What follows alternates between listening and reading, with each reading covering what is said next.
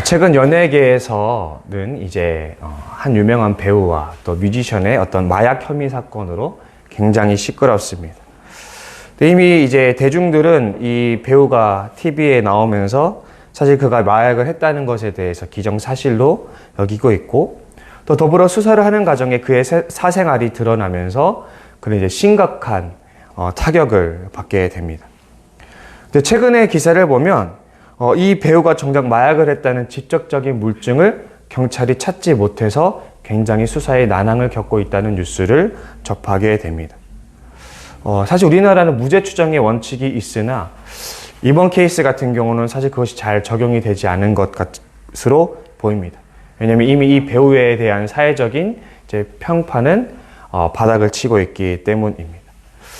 과연 이 배우가 이 사건 이전으로 그의 그 어떤 생활을 회복할 수 있을지, 물론 이제 그가 아직 마약에 대한 그 물증 판단이 나진 않았지만 만약에라도 그가 무죄라고 한다면 과연 그는 이전의 생활로 돌아갈 수 있을까? 우리 한번 생각해 봐야 될 필요가 있습니다. 우리 대중들이 하는 것과 다르게 때때로 사법 시스템은 허술할 때가 많습니다. 이 시스템은 때로는 억울한 사람을 만들기도 합니다. 제가 이제 가끔씩 이제 미국에서 정말 그 수십 년간 옥살이를 하다가 뒤늦게 무죄로 밝혀져서 이제 감옥에서 풀려나는 사람들의 이야기들을 몇 번 이제 접한 적이 있습니다. 우리 인터넷에 이제 누명이라는 단어를 치게 되면 이런 비슷한 관련된 뉴스들이 많이 나오게 됩니다. 이 사법 시스템이라는 것이 엄격해야 되지만 때로는 그것이 억울한 희생양을 만들어낼 때가 있다는 사실을 우리는 잘 알고 있습니다. 오늘도 이제 잠언이 여러 가지 격언들을 이제 모아놓고 있습니다. 사실 구절구절마다 연관되어 있는 구절들보다는 사실은 그 구절구절이 따로 독립되어 있는 격언들일 경우가 많습니다. 그래서 오늘 본문에서 제가 좀 살펴보고자 하는 것은 이제 하나님의 어떤 법정적인 정의에 대해서 이야기를 하고자 합니다. 오늘 본문에서 계속 이제 조금은 반복되어서 나오는 것이 이제 의인과 악인에 대한 이야기입니다. 그 의인을 악하게 이야기하는 것, 악인을 의인으로 이야기하는 것, 그리고 이제 정직한 자, 그 정직한 자를 때리는 것, 의인을 벌주는 것에 대해서 하나님께서 굉장히 이제 분노하신다는 것, 그것을 싫어하신다는 사실에 대해서 오늘 본문은 계속해서 말하고 있습니다. 여러분은 의라는 이 성경의 의라는 단어를 들으시면 어떤 것이 생각이 나시나요? 사실 이제 신약에서 말하는 의로움과 구약에서 말하는 의로움은 살짝 조금 맥락이 다른데, 왜냐면 우리는 이제 바울의 의신칭이라는 그런 이제 어떤 의로움에 대해서 잘 익숙하기 때문입니다. 그러나 구약에서 말하는 의로움도 물론 이제 여러 맥락이 있지만 그중 이제 강조되는 것이 이제 법적인 맥락에서의 의로움입니다. 우리가 구약의 예언서들에서 줄곧 발견할 수 있는 것이 하나님의 정의와 공의에 대한 예언자들의 호소입니다. 이 공의와 정의는 사법적인 맥락에서의 어떤 의로움을 뜻합니다. 다시 말해서 하나님께서 말씀하시는 공의와 정의는 뭐냐면 죄 없는 자가 억울하게 피해를 입지 않는 것, 동시에 악인이 제대로 된 재판을 받는 것이 바로 정의며 공의입니다. 이것이 바로 이제 하나님의 공의와 정의의 1차적인 의미입니다. 그래서 오늘 본문에서는 그런 공정한 재판에서의 어떤 맥락에서의 그런 의로움을 말하는 거죠. 우리 이전에도 말했듯이 거짓 위증을 하는 것에 대해서 하나님께서 엄격히 금한다는 것을 우리가 보았습니다. 그렇기 때문에 오늘 맥락도 비슷합니다. 의인인데 그를 악인이라고 잘못된 판결을 내리는 것. 반대로 악인인데 뇌물을 받거나 어떤 이해관계 때문에 그를 의인으로 판단하는 것은 하나님께서 매우 싫어하신다라는 것입니다. 왜 이렇게, 그래서 본문에서는 이렇게 의인을 악하게 여기는 것, 악인을 의롭게 여기는 것 모두 잘못된 것입니다. 제가 예전에도 이제 재판에 대한 중요성을 말씀을 드렸습니다. 그런데 사실 이 의로움이라는 것이 공정한 재판, 억울한 사람을 죄인으로 만들거나 또 악인을 제대로 심판하지 않는 것이 사실은 구약의 신앙에 있어서 굉장히 중심이 되는 신앙입니다. 하나님께서 아브라함을 찾아오셨을 때에 하나님께서 소돔을 내가 멸하겠다라고 이야기하실 때 아브라함이 이제 하나님께 중보기도를 하죠. 그때 아브라함이 하나님께 호소했던 것이 바로 하나님의 정의입니다. 하나님, 의인과 악인을 함께 멸하는 것이 옳습니까? 라고 하나님의 정의에 대고 호소를 하죠. 그러자 하나님께서 그 아브라함의 중보기도를 4번, 5번을 들어주십니다. 왜냐하면 아브라함의 기도가 옳았기 때문이죠. 아브라함의 호소가 굉장히 정의로웠기 때문입니다. 우리가 시편에 보면 시편에 굉장히 많은 기자들이 그렇게 말합니다. 하나님, 악인이 번성함이 괴롭다는 거죠. 의인은 힘든데, 의인의 삶은 괴로운데 왜 악인의 삶은 번창합니까? 라는 그 시편의 그 고통에 찬 절규들이 지속적으로 등장합니다. 그런가 하면 하박국 선지자가 하나님께 절규한 것도 다를 것이 없습니다. 왜 하나님께서는 불의한 현실을 방치하는가? 왜 의로운 주님의 백성들은 고통당하는데 왜 그 의로운 백성들을 핍박하고 그들을 억압하는 왜 저 악인들은 하나님께서 벌하지 않는가? 이렇게 의인과 악인에 대한 공정한 처우는 구약의 신앙에 있어서 굉장히 중심적인 문제였습니다. 그래서 우리가 이제 재판이 아까 말씀드렸듯이 중요한 것이 모세의 주된 업무가 뭔지 아십니까? 우리는 모세가 어떤 백성들을 이제 광야의 땅으로 인도해야 되는 것에 대해서는 주목하지만 사실 모세의 평상시에 거의 주된 업무는 재판이었다는 것을 잊지 말아야 됩니다. 그 60만 명이라는 엄청난 인구수들이 더불어 살아갈 때 당하게 된 수많은 복잡한 송사들을 모세가 하루 종일 그것을 이제 재판을 해야 했죠. 보다 못한 그의 장인이 백부장, 이제 십부장 이렇게 세워서 재판을 나누라, 일을 나누라라고 제안을 할 만큼 이 재판은 이스라엘 사회에서 굉장히 중요한 문제였습니다. 그뿐이 아닙니다. 여러분, 우리가 사사를 이제 판관이라고도 합니다. 판관은 다름 아닌 이제 재판하는 사람을 의미합니다. 사사들의 주된 업무도 사실은 하나님께서 그 어떤 사사를 세우면 사사가 이제 적들을 물리치고 끝나는 것이 아니라 우리 사사기를 보면 사사들이 통치하던 때가 있었습니다. 그 사사가 이제 죽고 물러나면 다시 이제 이스라엘 사람들이 죄악에 빠지고 그러면 또 다시 하나님의 징벌이 오고 그럼 다시 사사가 세워지는 과정인데 그 사사들이 적들을 물리치면 그냥 은퇴하는 것이 아니라 그렇게 리더가 되면 그들의 주된 업무가 바로 재판하는 일이었다라는 것이죠. 여러분, 다윗의 아들 아비멜렉이 다윗에게 이제 반역을 일으키는데 그가 사람들의 민심을 얻게 된 주된 이유가 바로 아비멜렉이 성문에서 오가는 사람들의 송사를 재판을 해줬기 때문입니다. 그러니까 아비멜렉이 정확하게 재판을 해주니까 이제 사람들이 그 아비멜렉에게 엄청난 이 민심이 쏟아지게 되죠. 아무래도 이제 그를 모르는 일반 백성들보다는 그래도 귀족 계급이었던 그 아비멜렉이 이 재판을 해주니까 사람들이 되게 좋아했을 것이라 보입니다. 사실 이 재판이라는 것이 일반 사람들이 흔히 행할 수 있는 것은 아니기 때문에 그래서 재판이라는 것은 굉장히 많은 필요가 있지만 누구나 할 수 없는 것. 그래서 굉장히 필요가 많았기 때문에 그 아비멜렉의 그 필요를 채워줌으로 인해서 민심이 아비멜렉에게로 갔다는 것. 또 우리가 잘 알듯이 솔로몬이 하나님께 이제 1,000번제를 드리고 하나님이 솔로몬에게 묻죠. 네가 뭘 원하느냐? 근데 그때 솔로몬이 뭘 원합니까? 하나님 내게 듣는 마음을 주옵소서. 근데 왜 솔로몬이 듣는 마음을 구했는지 우리는 알아야 됩니다. 왜냐하면 공정한 재판을 위해서였다는 것입니다. 그러니까 왕의 주된 업무도 바로 재판이었다라는 것이죠. 따라서 잠언이 공정한 판결에 대해서 거듭 강조하는 것은 결코 우연이 아니라는 사실을 우리는 알아야 할 것입니다. 하나님께서요, 세상을 지으실 때 주목해보면 거기 순서가 있었어요. 하나님께서 먼저 첫 3일을 뭘 하냐면 빛과 어둠을 나누시고 물과 물을 나누시고 궁창을 나누시고 뭇과 물을 나누십니다. 원래는 이제 태초에 이제 막 흑암이 있고 이렇게 뭐가 이제 혼란이 있었는데 하나님께서 가장 먼저 하신 거는 뭐냐면 그 혼란스러운 공간을 나누는 것이었습니다. 다시 말해서 질서를 세우는 것이죠. 자리를 작게 하고 각자의 나누어서 자리를 작게 함으로써 질서를 세우는 것이 하나님의 창조의 첫 번째 순서였다라는 것입니다. 이렇게 질서가 세워진 뒤에 하나님 그 뒤에 이제 식물도 생물도 창조하시게 되죠. 다시 말해서 하나님의 우리 창조 기사를 보면 세상은 질서 위에서 세워진다는 것을 우리는 보게 됩니다. 인간이 살기 위해서는 무엇보다 질서가 필요합니다. 무질서에서는 인간이 살 수 없기 때문입니다. 제가 이제 결혼하기 전에 이제 제 방에 있잖아요. 엄마에게 잔소리를 정말 매일 들었습니다. 집 청소 좀 해라. 방 청소 좀 해라.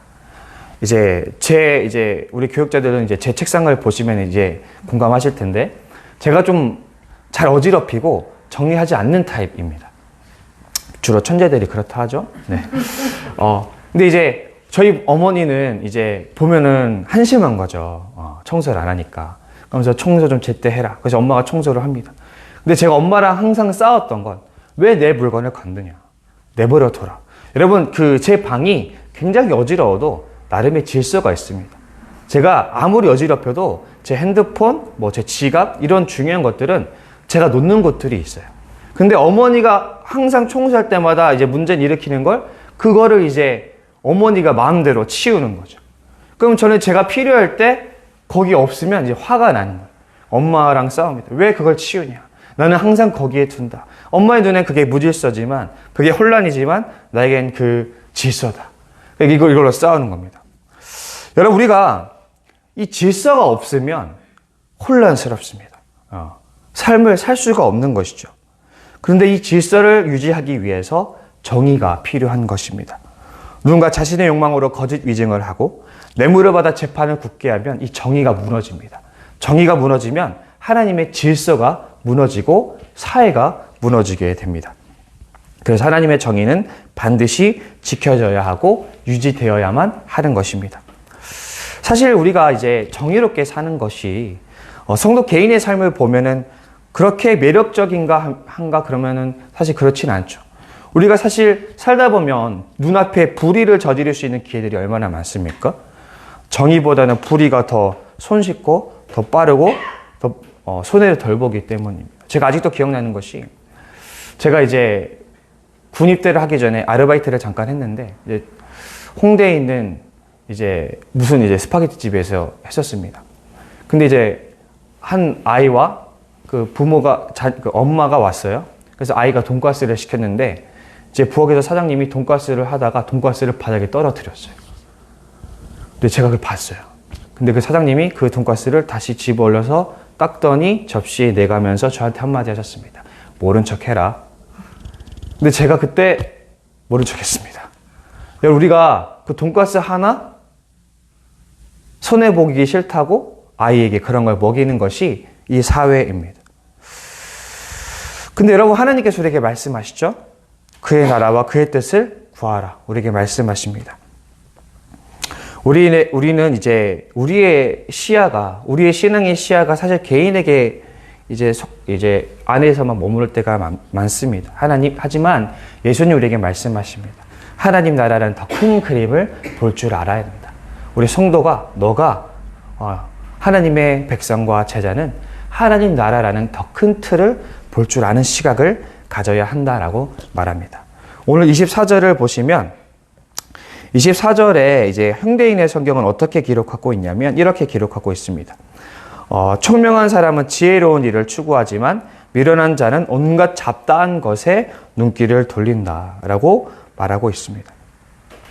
24절에 눈앞에 이제 명철한 자는 이제 눈앞에 지혜를 주목하지만 이제 미련한 자는 저기 땅끝에 이제 시선이 두는데, 여기서 이 땅끝이라는 것은 현대인의 그 성경에 따라서 잡다한 것이라고 기록하고 있습니다.